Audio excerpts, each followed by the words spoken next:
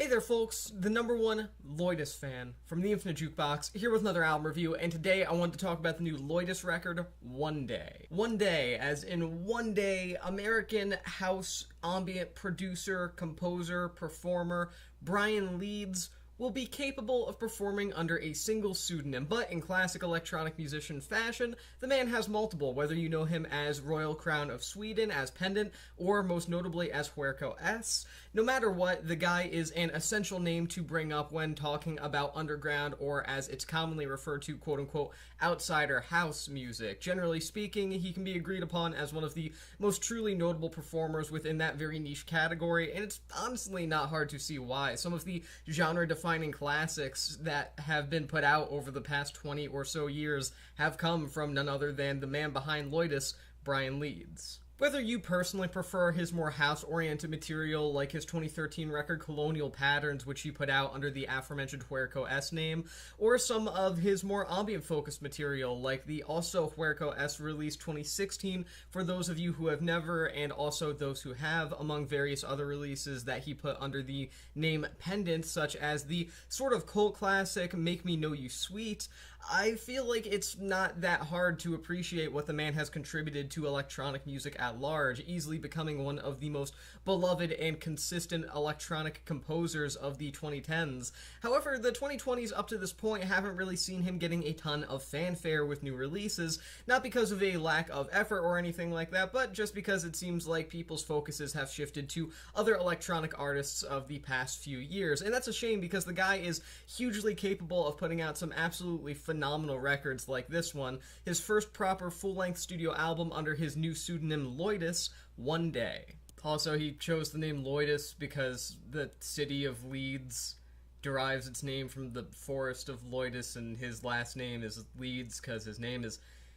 Brian Leeds. It's a pretty good name, I'll admit. One Day feels like Leeds making a very nice and welcome return to the realm of house after leaving it behind for a plethora of ambient sounds over the course of multiple release cycles, a number of years, and from that perspective alone, I think that this is inherently an extremely intriguing record, an album that sees a man that was originally known for helping really give a lot of credit towards a particular realm of house music, finally returning to that, but in a fairly new form, I would argue. I don't necessarily think One Day can at least totally be associated with the sort of outsider house sound that you may have heard on some of his earlier works that first brought him to notoriety. Rather, I can't help but feel like One Day is almost a little bit more mathematical, but in the best way possible, kind of taking on these more techno kind of sounds and influences that make it an extremely fun record from the perspective of danceability, from the perspective of creating something that has a solid groove and never really lets go of those hooks that it manages to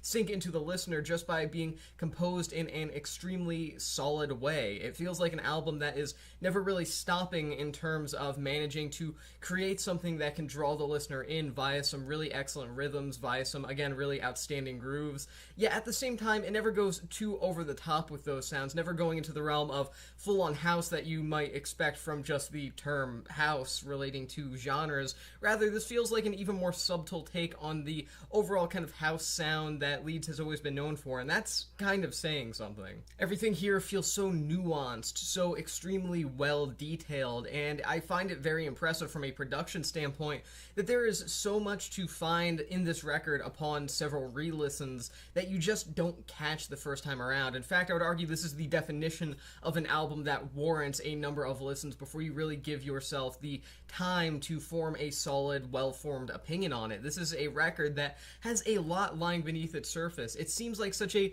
minimalistic and straightforward, blunt record compositionally upon first glance, upon first hearing it, but upon giving it some time, it begins to really reveal itself as something with a massive amount of details that, if you are willing to give an ear to, will kind of show themselves and allow you to experience an album that I think is probably one of the most impressive electronic albums of the year so far, at least compositionally. And in that regard, Leeds does an amazing job on production work, as does Ann Tagger in terms of mastering, just some fantastic work on this record in terms of those behind-the-scenes roles that tend to go kind of underappreciated even within electronic music communities. It's really nice to see an album that has as much love put into it behind the scenes in terms of production as it does just from a straightforward perspective of tone and from a perspective of composition. And in a sense, I feel that the production is honestly what really manages to sell this album as an atmospheric listening experience. I would even go as far as to argue that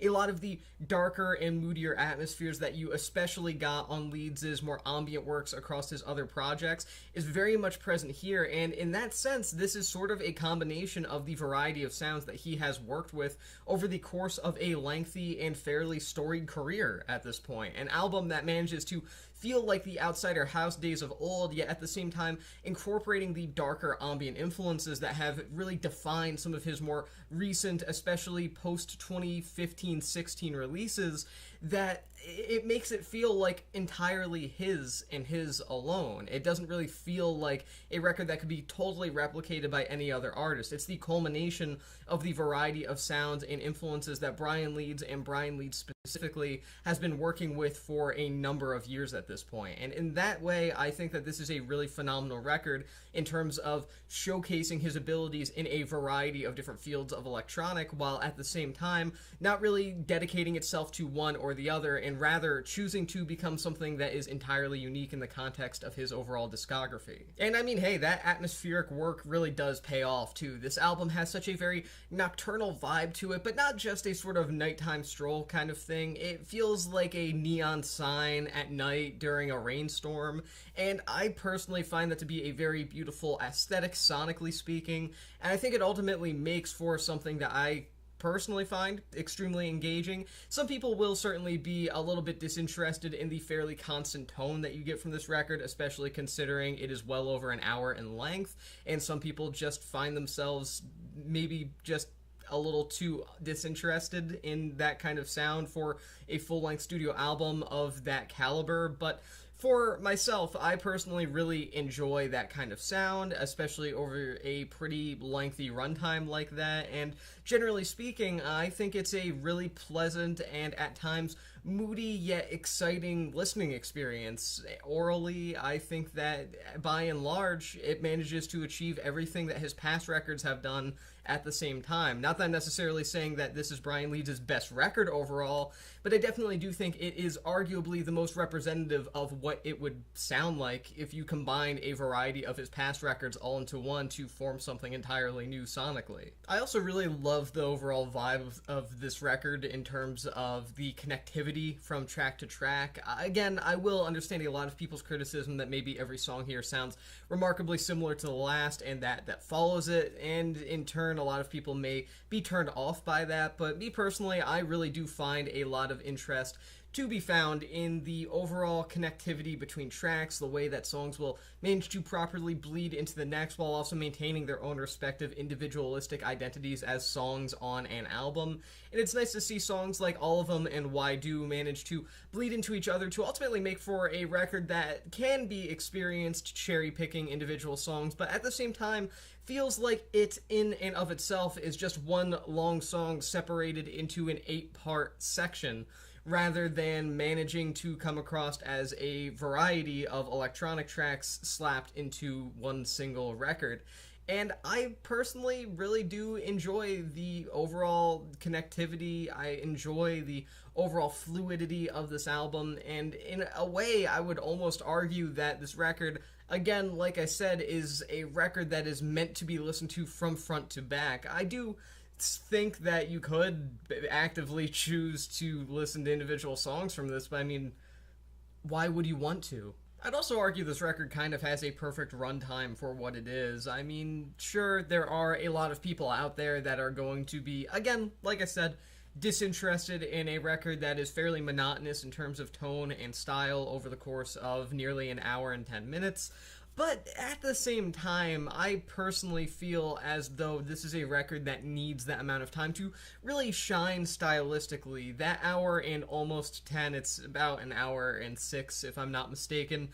allows it to really draw in the listener slowly over the course of the first 20 minutes or so, where you kind of get lost into it about 30 minutes in, and the rest of it comes across as this sort of blissful nocturnal euphoria, which is a really nice thing to feel. A record that manages to start and end in the right places that it should be if it's trying to achieve something that is sort of mythical in nature in terms of the tone and vibe that it's trying to get across. It feels like this record really does manage to succeed in being an atmospheric experience that you can really indulge yourself in if you are willing to kind of lend your time to it and experience it in full, maybe on your own, just listening to it and dividing your attention to nothing else except listening to the record. And of course, not everybody has time for that, but if you do, I highly recommend that you do it with this record. I think it's an excellent choice for that kind of listening experience. I really do appreciate a lot of the more interesting textures sonically that are provided throughout a lot of this record. It keeps things feeling fresh from track to track,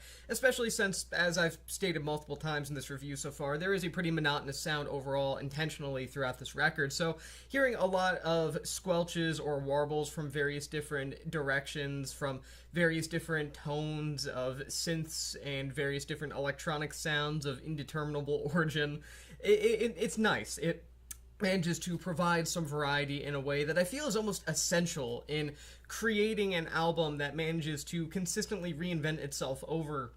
and over the course of a full-length studio album, while at the same time never really leaving behind its roots as a very impressive, very well-produced, impressive house-influenced album that nonetheless manages to steer away from some of the original sounds that Leeds may have been known for within the sort of house community, so to speak. So yeah, as a whole, Brian Leeds' first proper LP under the Loidis name, One Day, is a really nice return for him to the realm of house music because it isn't just him retreading the old outsider house sounds that he was once most heavily known for. At this point, it's him doing house, but him doing house in a way that sees him consistently embrace the variety of influences that he's been picking up over the course of the past number of years at this point, picking up some of the ambient influences here, picking up some of the more complex influences here that are very intricate in terms of production and in terms of composition, picking up some of those classic outsider house influences that were what he kind of made a name for himself with in the first place, and combining them all into a record that feels like nothing he's ever really put out before. Now, whether or not I think that this is his best album overall, I can't really say. I don't necessarily think that this is the greatest thing that he's ever achieved or ever will achieve, but at the same time, if you told me to sit down, put a gun to my head, and said, hey, what is the best Brian Leeds album? This would probably be a contender. At the very least, it's the best Loidis album so far by default, but I mean, even if he had a different one, that this would still probably be the best because it's pretty great. So I'm going to give this record 4 stars out of 5. And with that being said, that's the end of this album review. Thanks for watching The Infinite Jukebox, and I'll see you in the next one.